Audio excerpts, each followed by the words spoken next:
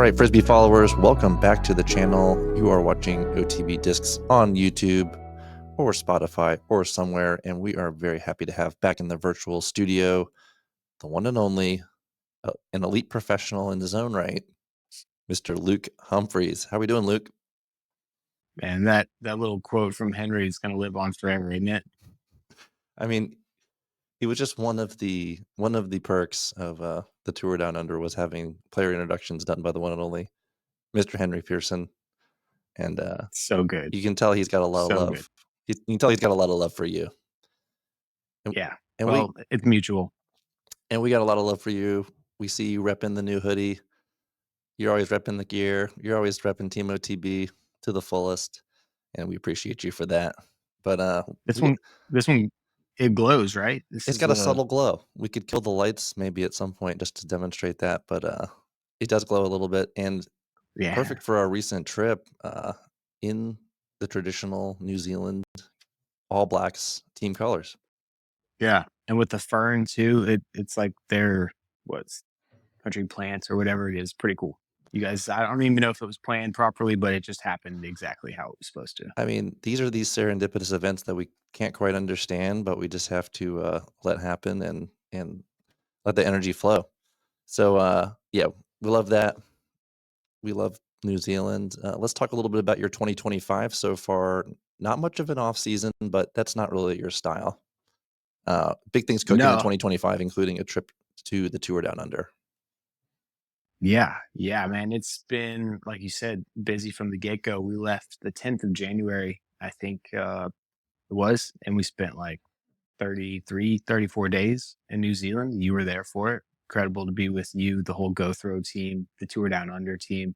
And then the amount of pros that we had come down this year and see for themselves and, showcase their talent was awesome.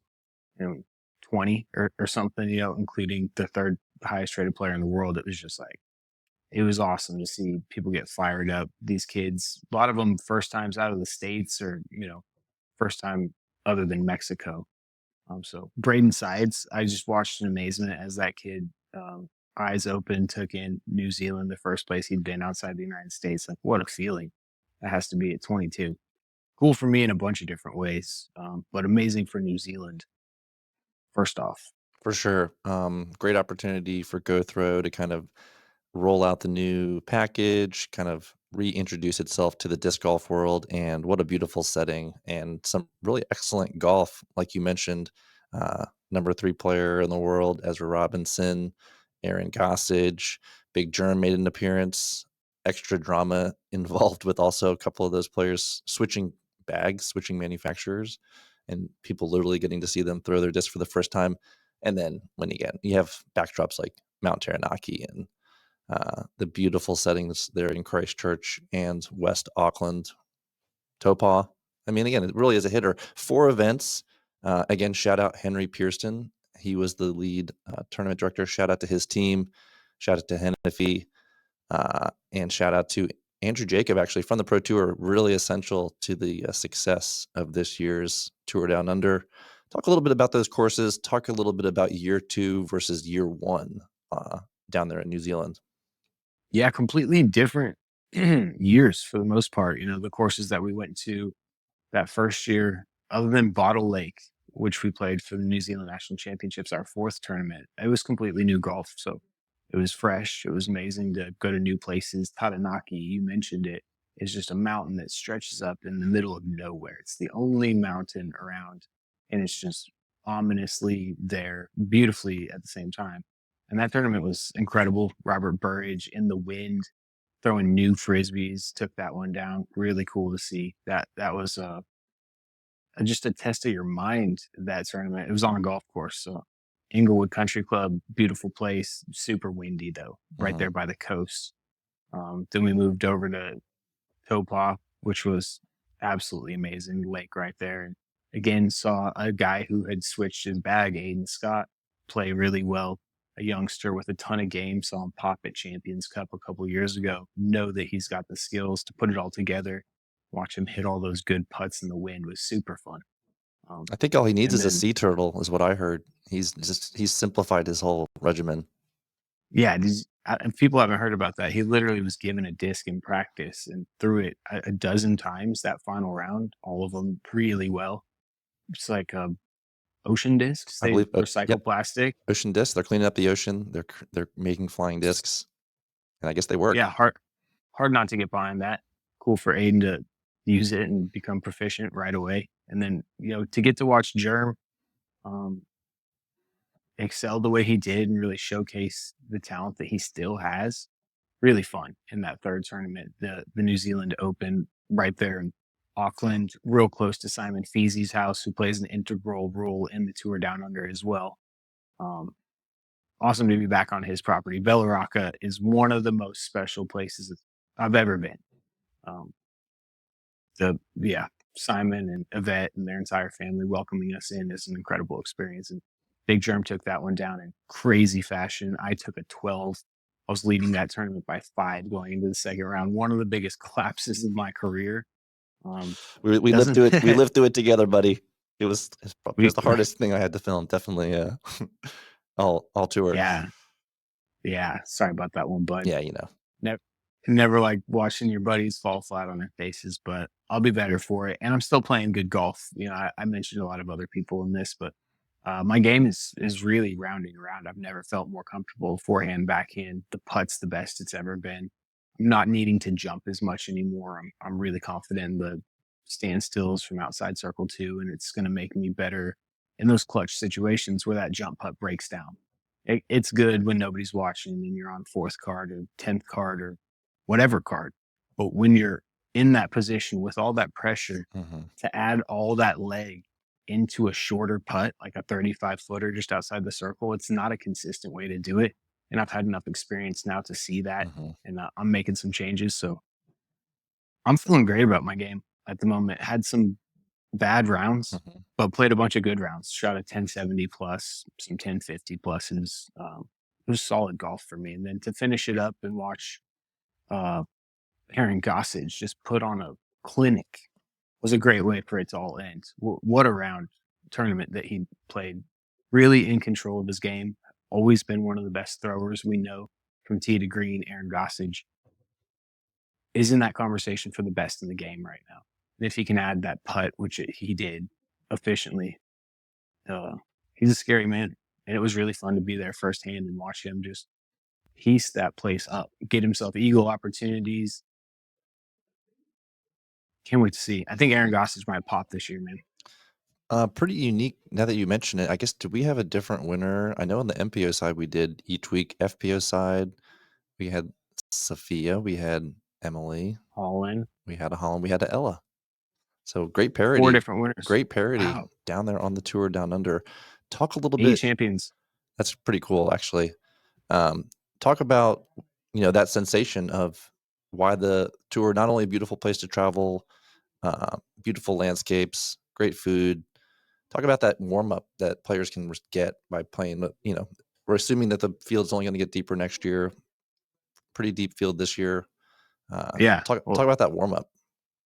let me I've talked to a bunch of pros in the past 3, 4 days, scheduling out some skins and beat the pros and what have you. So I know that Thomas Gilbert's sitting in 5 feet of snow right now.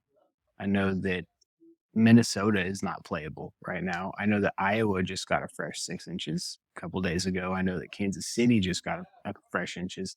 I've talked to all these people. I know that where they're playing, you can't actually practice for tour. It's not the same conditions. You can't practice your putt if your feet are in boots and you can't because of the snow. It's not the game time situations that you'll be in. And going down to New Zealand, competing with pros that will be on tour is a great way to start your season out. I got a 14th last year at Florida, got a second at Waco.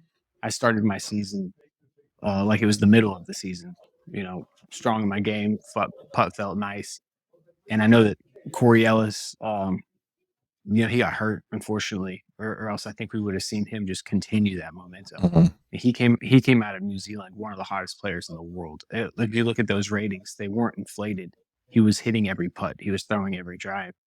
And he was getting prepared for the season. So it's a great way to do that in one of the most beautiful places on earth. I think I compare it with Norway a little bit. Mhm. It's like a summer version of Norway. Same cliffs, same fjords, same water, maybe better water. But it's just like conditions that you can use a little more than the times I've been to Norway is a little dreary Mhm. and rainy. But it's like again, I'm talking about the top two countries on the planet in my estimation, but one of them is better and it's New Zealand, and you guys should go. Yeah, we definitely got to enjoy that Kiwi summer and shout out those Kiwis. Like we said, Henry, but and also Simon. Simon, huge contribution there at the Oratia Orchard course, installing I think 30 tee pads. Really, Yeah, really getting the ground ready for a high level competition. And it's still, in its growing phases. I feel like Topaz was probably the most mature in the sense of having that fully pro tour feel for the event. But, they were all connected with the Tour Down Under assets. Obviously, Henry is a great ambassador. So shout out them. Who was a Kiwi that, as a player, the Americans and the rest of the world needs to watch out for? Maybe not this season, but in the next couple of years. there's two of them. I want to mention Francis Orange first. This is one of the nicest kids on the planet. Got to meet his dad this year. It's obvious where he comes from. He's at a good stock. He's got the forehand, he's got the backhand, and he's got this beautiful free flowing putt that if he can just dial it in a little bit more, will become a really good player. He's competing with one of his best buds, who's also going to college down in Dunedin, Southern Island, Levi Stout. Now, this guy should be playing on the Pro Tour. He's 8,400 miles away at this point, Mhm. and it's expensive to get him over here and figure out all those things. So as we try and do that, we remember that name. Everybody take account of that name, Levi Stout. I think that you're going to hear it more in the future. He's got it all. He's very, very dialed player, knows what he's about, stays in his lane, throws putters like as good as Macbeth did back in those days. You don't see too many really, really good putter players here in the States that it's taken to stable forehand approaches instead of just that smooth butter Conrad float like we used to see more of. And he's got that game for sure. And it could be the courses that we play on in New Zealand that allow for more putter shots. Mhm. And the courses we play on tour obviously don't. But either way, kid's got so much skill. One to remember for sure. So those two. Yeah, shout out Francis. He got into that skins there, from Inglewood Country Club, so make sure you check out him throwing. Levi Stout had highlights last year's tour, this year's tour. He picked up where he left off, and there's a reason he's the highest rated player in the Southern Hemisphere. And it's not just because of a lack of players. He's got serious skill. At one point, Henry described him as a two-way player, which you don't always hear in disc golf, but it makes sense because he's got a really strong forehand and backhand approach that situationally he can kind of quote play the best shot, the correct shot, if you will. He doesn't have to rely on one element of his approach. He's got both of them. One of the more special times there while we were in New Zealand, I felt, was the Beat the Pros at Jelly Park. It's a local course for Christchurch, very well frequented, not the most difficult, but definitely one of the more fun, little tracks you'll play. Let's shift over a little bit, talk about Beat the Pros Down Under, talk about Beat the Pros showing up this year on the Go Throw Tour, which we're gonna talk about here for a few minutes. Yeah, just give people a little context. That's our new show, Beat the Pros. We're super excited about it. And in it, we're giving four amateurs, we call them AMs, four AMs, a chance to beat four pros and win $10,000 if they do that. So we're looking for a Cinderella story somewhere out there in the United States. We have qualifiers up to 3 months in advance at the course, typically that we're playing at. And then we take the top 20 qualifiers, put them in a birdie or die format, whittle it down to four, which is super fun because we got 20 people teeing off on the first tee box and only birdies move on. So it's fun to watch people fall off. It's fun to watch people hit big putts and know how much it means. So once we have four, then we tape this get beat the pros, and four AMs and four pros play like right next to each other on the course. We kind of switch back and forth if an AM is playing better or if a pro drops off, we throw them on that lead card, if you will. And in the end, we're just trying to see if one of these AMs can shock the world on our channel and win 5 digits playing disc golf. And, I know the boys are cranking out the footage. I know we're pulling in reserves. Stay tuned to the Go Throw channel for all of this great content because, that's a pretty there's some drama. There's some drama that builds at Jelly Park, and so we don't wanna spoil anything. Yeah. No, no, definitely not. And Jelly Park is the type of course that an AM would have a chance to win there. That's the most played course in the Southern Hemisphere, including the most aced hole in the Southern Hemisphere, all on that course right there. Talking a lot about the Southern Hemisphere if you include Go Back South.